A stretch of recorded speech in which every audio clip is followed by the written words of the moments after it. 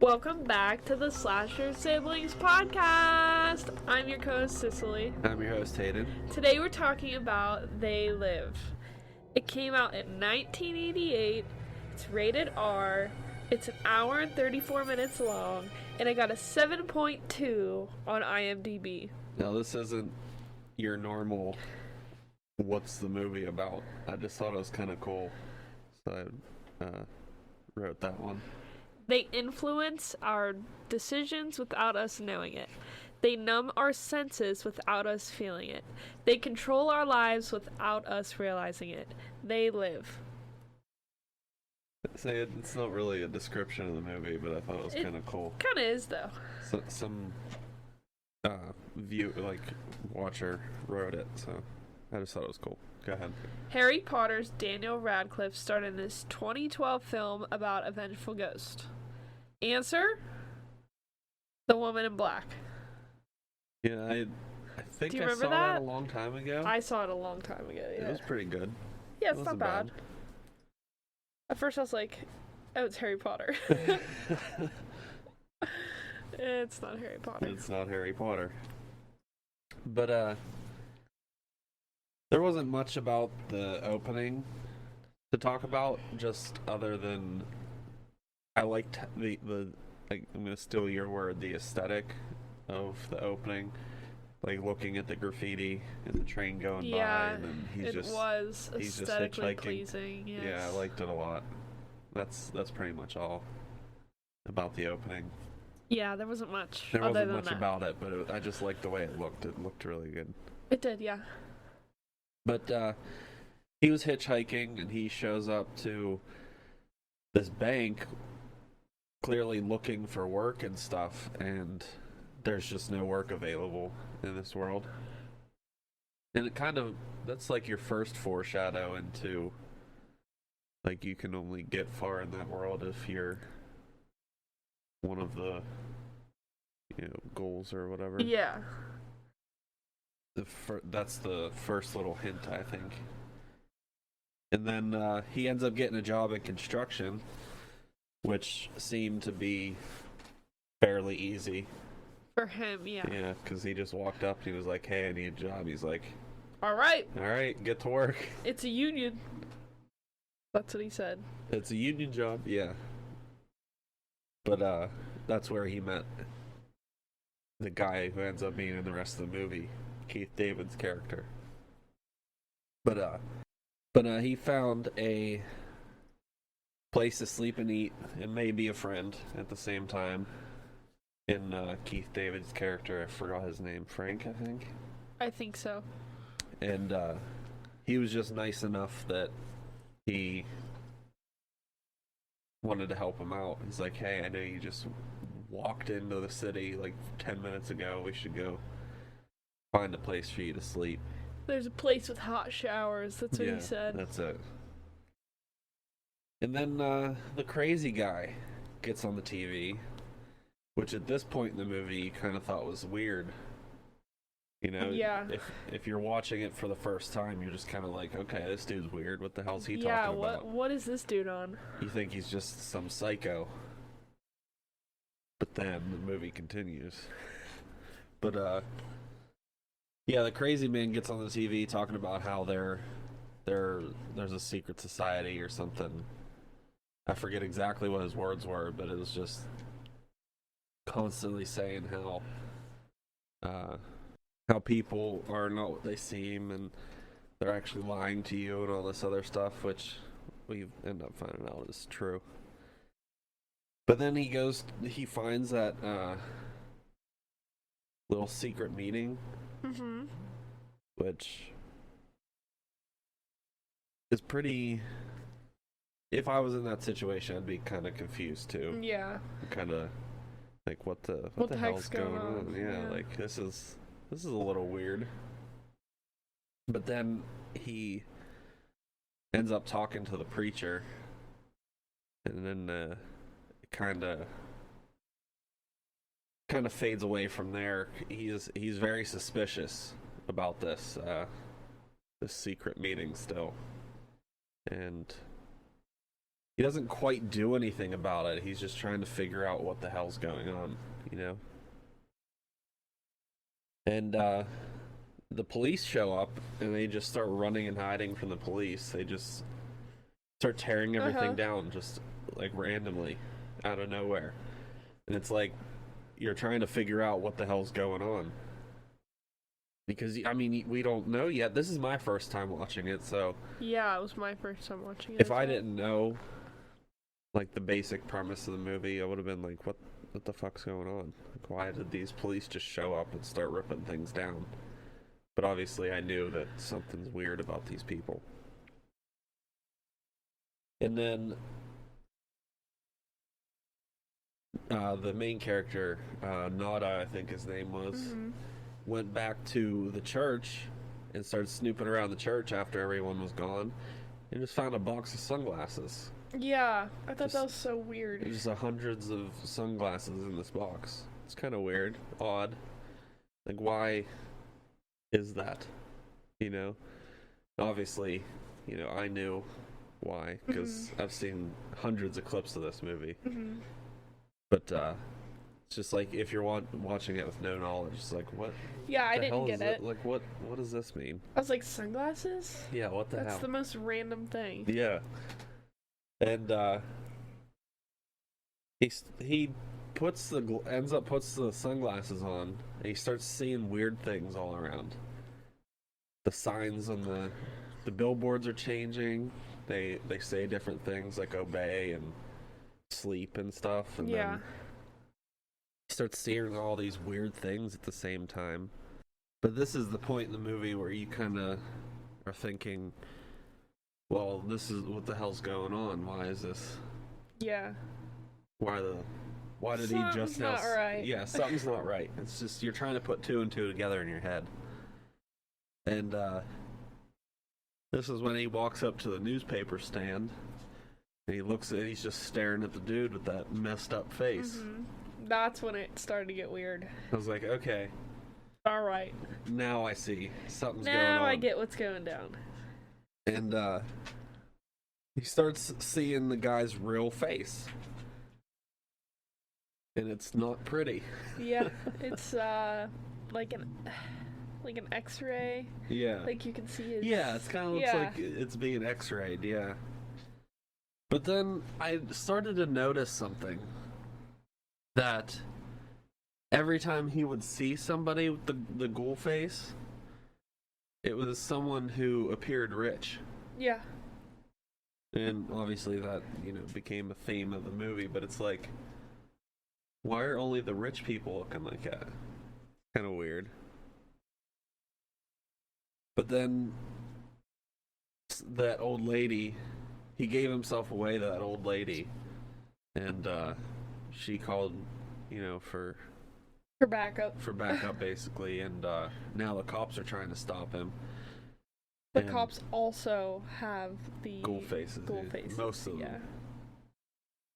Yeah. And they're trying to stop him now, which doesn't go in their favor. He beats the crap out of them.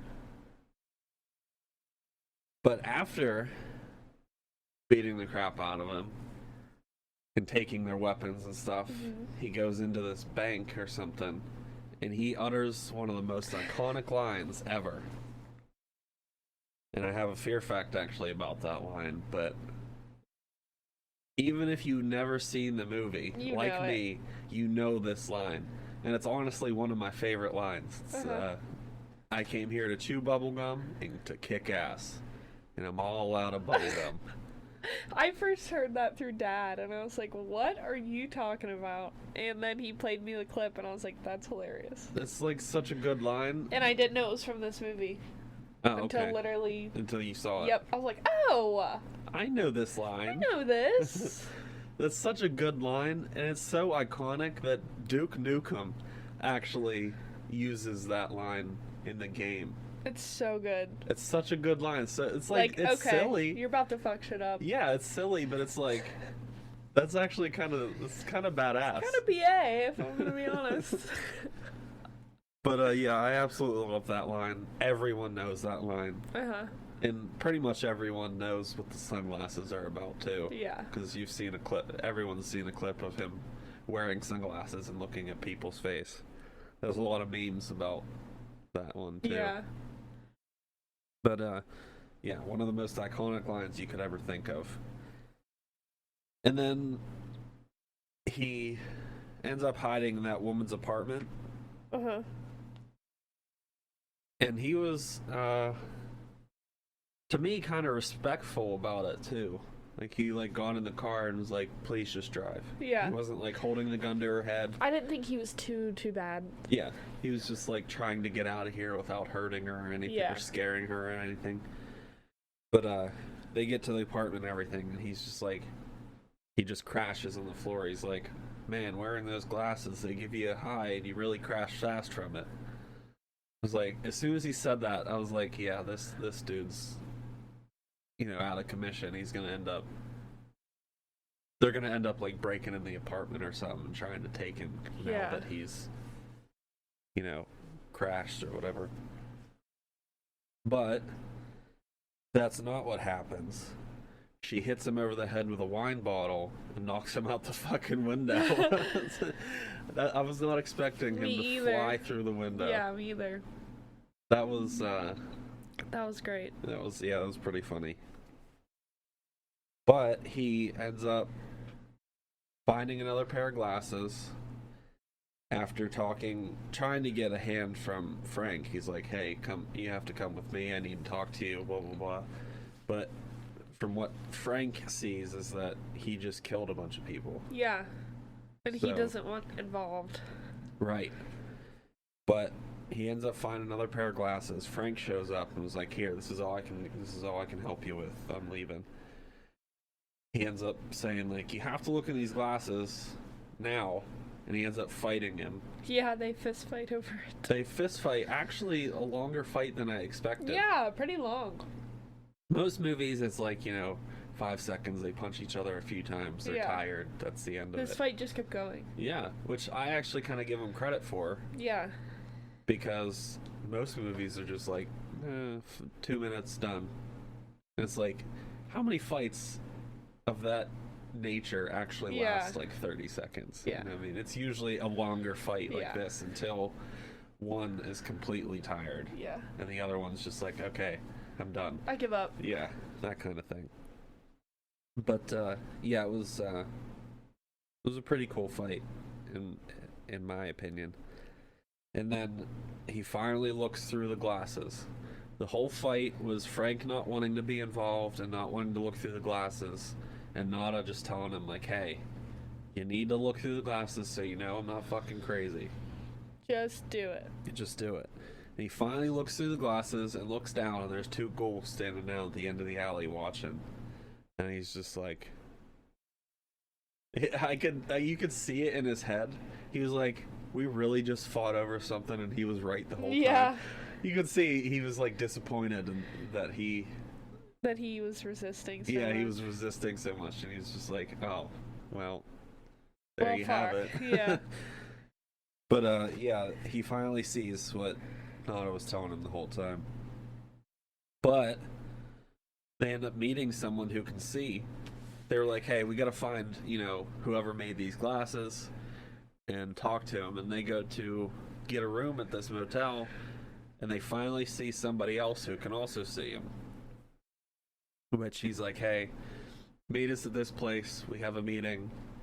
I think it was the next day or something.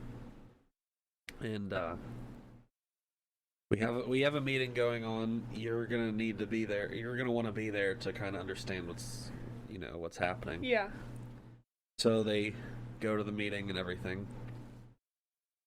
When they get there, they're like, "Hey, you can take the sunglasses off. We're all humans here." Which is probably the first time that there was a group of just humans. Just humans, yeah. But it's also the moment where they unveil the new contacts. So they don't even need the sunglasses anymore. They're just contacts. Yeah, that's right. And she said that there's less... It's less strain or something. I forget. It's not as bad as the glasses. Yeah. If you wore the glasses for a long time, for people who haven't seen it, it felt like, he said it felt like a knife was being twisted in your brain. The contacts don't do that anymore. But now it's in contacts, which is actually kind of convenient. Yeah, because then they can't tell. You can't tell, yeah. Yeah. But then, as the meeting's going on, he hears this familiar voice, turns around and looks, and it's Holly, who smacked him over the head out the window. So she's in the group, apparently. So it makes you wonder, like, was she in the group the whole time? the whole time? Yeah. Or, like, after she beat him with the bottle? Yeah. Or... Makes you wonder. To me, it kind of seemed like she hit him out the window, thinking he was crazy. And then she realizes, hey, he left his sunglasses, puts them on, see, if he was crazy or not, and then looks outside and is like, whoa. Oh. Maybe he wasn't. Yeah. So she ends up finding the group as well. But it's also just after the moment her and Nara are talking that the police just bust in through the wall and start shooting everyone. Yeah. It's like, okay, maybe, these ghoul guys are actually controlling everything. Yeah. Because how are the police just gonna burst in and just start show shooting? up? Yeah. Start shooting people.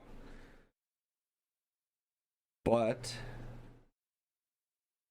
they were told earlier that the watch is like a communication device, and Frank and Otto were given one, and everyone's running from the police and everything, and Frank is sitting there trying to figure out the watch, and he accidentally opens up this portal. So that's how people have been getting around. Yeah. As this portal opens and closes. So they jump in the portal, and they find themselves kind of like in an underground area. It kind of reminded me of like the stories of Disney's underground tunnels. Yeah. Doesn't it? Yeah. You've heard those stories, right? Because it's just, or the Stranger Things. Yeah. When they go down the elevator under the mall. Yeah. Kind of reminds me of that a little bit. But they find a secret society meeting where they're just looking around and there's ghouls everywhere. Ghouls and humans all sitting around the table. It's obviously the humans are sellouts. And the guy shows up from the beginning of the movie. I forget who the hell he is. But yeah. He shows up and he's like, hey, you're in here too? I knew from the moment I saw you that you were gonna do good things or something, whatever he said. It's like, you were in this the whole time. It doesn't matter. And like, you were in this the whole time, and you still like gave him a hard time and everything. It's just like stupid, yeah. But he ends up giving him the tour of the facility. And they start seeing, like, some weird areas of the place. There was that teleporter thing. It was just shooting them out into, like, space. Yeah. But I didn't know what the hell that was. It must have been sending them to the home planet. Yeah. Home base. Home base, yeah.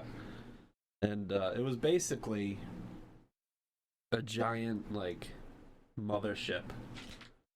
This underground society area, and it was obviously home base too, but just kind of weird that all of this was built underneath the ground. Well, I guess not necessarily. The portal, I guess, could have been in the ground, but it like took them up into space or something. You know what I mean? Yeah. I guess not necessarily. It had to be directly underground. Who knows? I don't. Who knows? Who knows?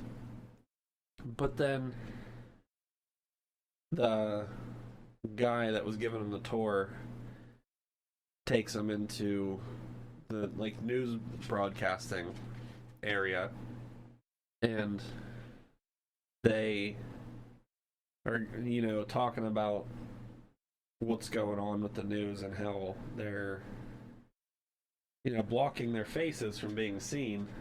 And he's like, "Can we get in there? I never seen a, live broadcast before." Yeah. He tries to get him in there, and he asks for their identification or whatever to prove that they were part of the society or whatever. That's when they start blowing people apart. So they're fighting their way up to the roof, which I guess wasn't up in space. It was underground. Yeah. So I guess that theory was wrong, but yeah. Either way, the teleporter was still seemed like they sent them to the home planet or something. But so they start blowing the place apart, right? And they're trying to make their way to the roof, right? But they're also looking, or well, not as looking for Holly at the same time. And he's asking people as they're fighting their way up and trying to stop the police from killing them too. But asking for Holly, and he ends up finding her on one of the floors. And, like, come on, let's go. Come with me. We're getting out of here kind of thing. So they start running up to the roof, and Nada gets ahead of them, and she pulls out a gun and shoots Frank in the head. Yeah. It's like, okay, that's weird. What the hell just happened kind of thing. And it's like, something fishy's going on here. So he runs up to the roof, and he finds the satellite dish. And he's going to shoot it, and she tells him to stop. So she's with them. Yeah. That's what that means. This whole time, she was like... So she must have been how the police found out in the beginning. Had to have been. And she knew the whole time he was right about the sunglasses, but she was trying to kill him so that a person that could see their true faces was dead. Yeah. Basically. And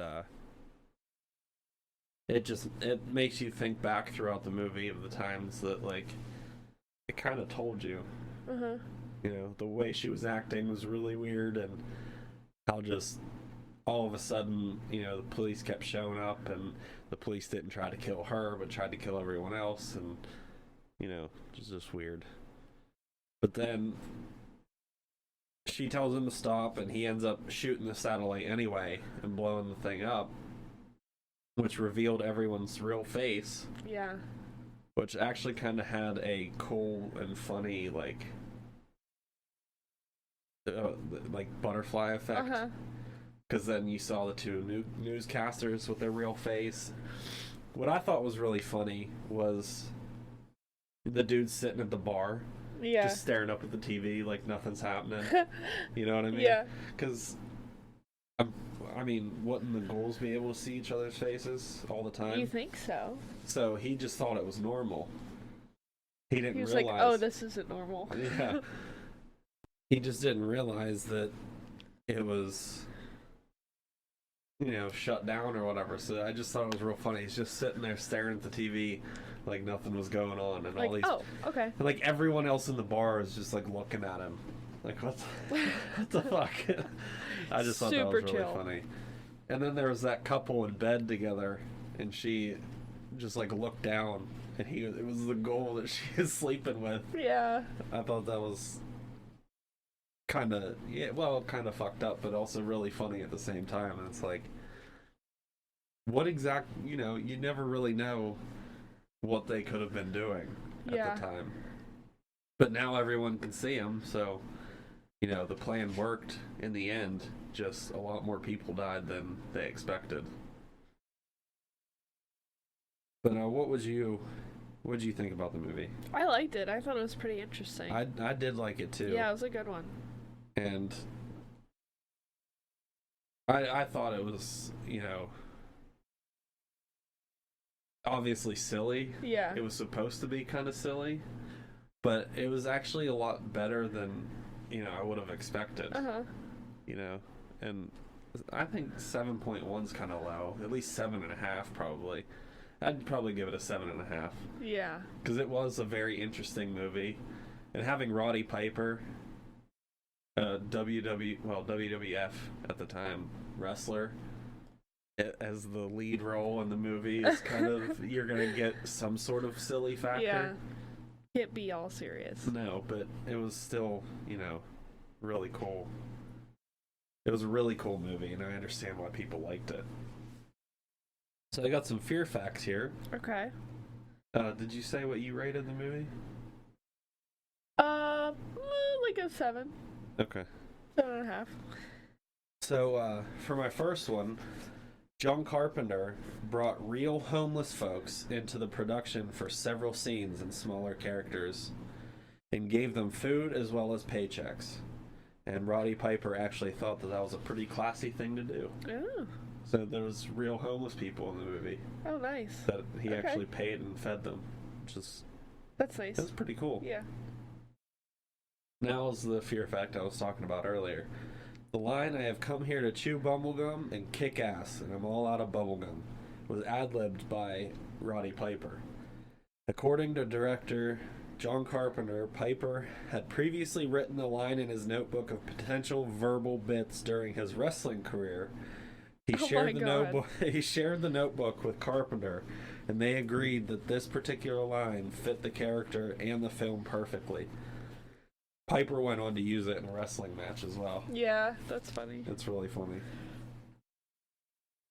The big fight sequence between the two of them, Yeah.